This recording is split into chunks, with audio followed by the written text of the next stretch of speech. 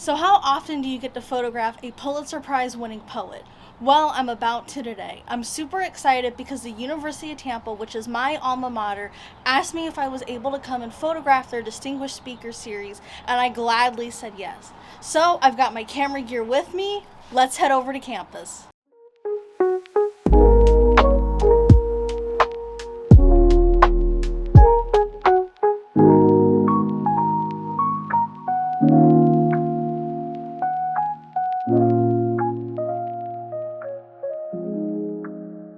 Today's event is taking place at UTampa's Furman Center for the Arts. This building newly opened when I first started my academic journey here at UTampa. I've even had a couple of production classes in this building and even attended some events myself in here too.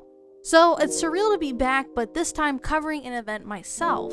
This event is a symposium that will feature some spoken word poetry, a book signing, and a small reception afterwards. Tonight, I have the honor to photograph Pulitzer Prize-winning poet Natasha Trethewey. For those who may not have heard of her, she is an American poet who has served as the Poet Laureate of the United States and the state of Mississippi, as well as a professor who's taught at universities like Duke and Yale. And this evening, she's here at the University of Tampa reading excerpts from her latest book, The House of Being. With an event like this, capturing the right moments are key, since I wanted to document not only Ms. Trethewey's presence on stage, but also the atmosphere of the theater and the audience's engagement. This event isn't just about capturing images, it's about preserving the energy of the room, the connection between the speaker and audience, and the moments that make the night memorable. To make sure that this event was well covered, I went through my gear and packed my bag the night before so that I had everything ready for the time of the event. Normally, I take my larger bag, but instead, I want to try out the new Luma and Peter McKinnon bags from Nomadic, since I wanted to downsize my gear bag for event photography instead of carrying a large bag. So you'll see a review of that bag in another video. Because this event is located in a 200-seat theater, with the anticipation of it being packed for the event, I made sure that the lens I took with me would be able to have a wide range of coverage no matter where I was in the theater. Because of this, I packed my zoom lens, which gives me coverage of up to 105mm, which is plenty. I also carried with me an extra SD card, my ND filter and lens cloth just in case, and my V-mount battery with mounting accessories, since I love using that battery for photography sessions, since I don't have to worry about swapping batteries and missing a potential shot. In addition to everything, I also took my GoPro to film the behind-the-scenes footage that you'll see throughout the video, and amazingly, everything was able to fit in that bag. Now that I've got my bag ready for the event, it's time to create that old reliable shot list. Because this is a different style of event, I made sure to have a thorough shot list like I always do, but since this is taking place in a theater space, I wanted to make sure that I have all angles covered, with some audience perspective shots sprinkled here and there, as well as with a shot of her signing her own books if possible. A good rule of thumb is to get a variety of shots the best you can that range from establishing to detail shots as well. So I make sure that my list has them, as well as any unique shots that I want to try and get. Sometimes I might even find an interesting shot that's not on my list, and I'll photograph it as well, because you'll just never know if it'll be a part of the final deliverables. Prior to the event starting, I spoke to the organizer and wanted to know if there was any shots that they would like me to get. They requested some high angles from the second floor overlooking the stage, so I made sure to add it to my list as well.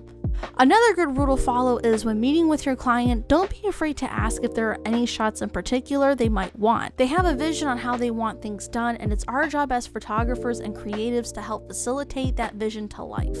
Shot list ready, it's time to execute it. Prior to the event starting, I'll also check out any angles beforehand or some of the best spots in the theater to take photos. At the start of the event, I'll take shots of our opening speakers. I'll start from the back of the theater before working my way down the aisle to get more center stage shots before heading to the back and waiting for our main speaker. Once the main speaker arrives on stage, I'll switch my camera into continuous shooting. I'll start by shooting down the aisle from the back and then quietly work my way down the aisle to get closer front angle shots. I'll shoot in between speaking moments, that way I'm not over photographing and people can hear more of the speaker and less of my camera. When I'm happy with all the center stage shots, I'll start moving to stage left and take a few shots there.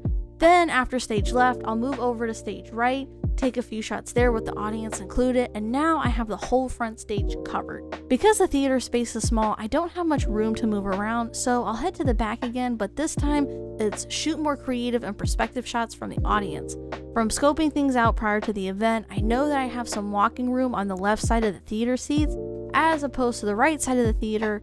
For this reason, I chose to do my POV shots on the left side and some wide-angle POV shots from the back of the right side of the theater. Every seat of that theater was packed, as it was not only open for students and faculty, but to the public as well. So by the time the event was underway, the theater became standing room only. Confident that I got enough shots from the front of the theater, I start working my way upstairs to the second level for higher angle shots of the speaker and audience shots from the balcony style seating. While up there, almost every seat was taken as well, so I took some photos from sitting on the stairs before to the balcony rail to take more from a different angle. I made sure to get as many shots as I could from the second floor, and once I felt confident that I had enough, I made my way back downstairs again to the first floor of the theater.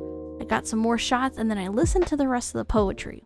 Against a backdrop blue and ethereal, a wash of paint that seems to hold him in relief, Jefferson gazes out across the centuries.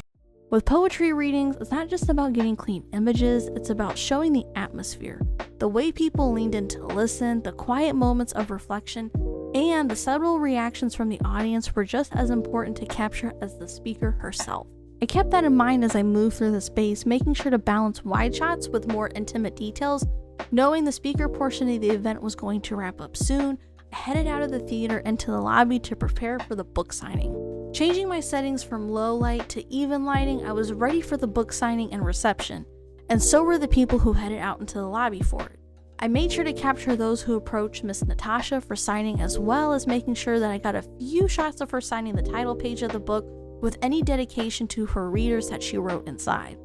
Getting plenty of photos from the book signing, I moved on to the small reception that took place across from it. The reception did include food, and I just got maybe 1 or 2 shots, 5 at max, since I normally do not like taking pictures of people eating food, since it's kind of an awkward moment, but I do try to aim for photos with people holding their food while talking to those who attended the event. As the event slowly came to an end with the last pages signed and final goodbyes shared, I felt confident knowing that I had captured the evening in full, preserving the spirit of the poetry, the people, and the atmosphere that made it all come together. I'm grateful to have been entrusted with another prestigious event for my alma mater, and it's a responsibility that I never take lightly, especially when it means preserving the memory for all who experienced it of an evening dedicated to the power of storytelling. And after capturing the event in full, I quickly began editing the photos for them to have the next day, and if you're curious about what they look like too, well, here are some of my favorites.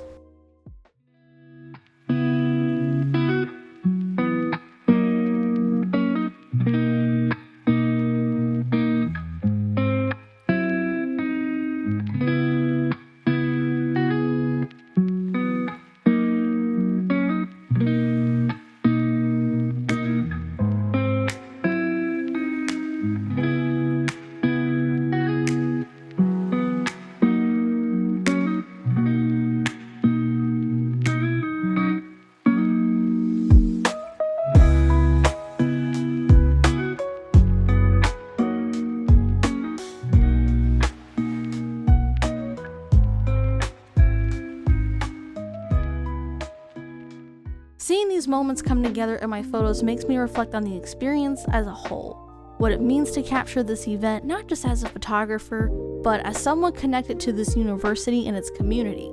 This night was all about storytelling through poetry, through the emotions woven into each verse, and for me, through the lens of my camera.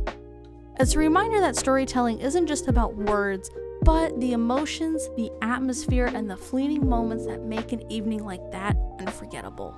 If you enjoyed this behind the scenes look at my event photography, be sure to check out my other video about doing freelance work for my alma mater, which I'll have it linked here. Also, let me know in the comments if you have any favorite things that you like to photograph. I'd love to hear them, so make sure you leave them down below. But that's all for now, and I'll see you in my review video. Bye bye!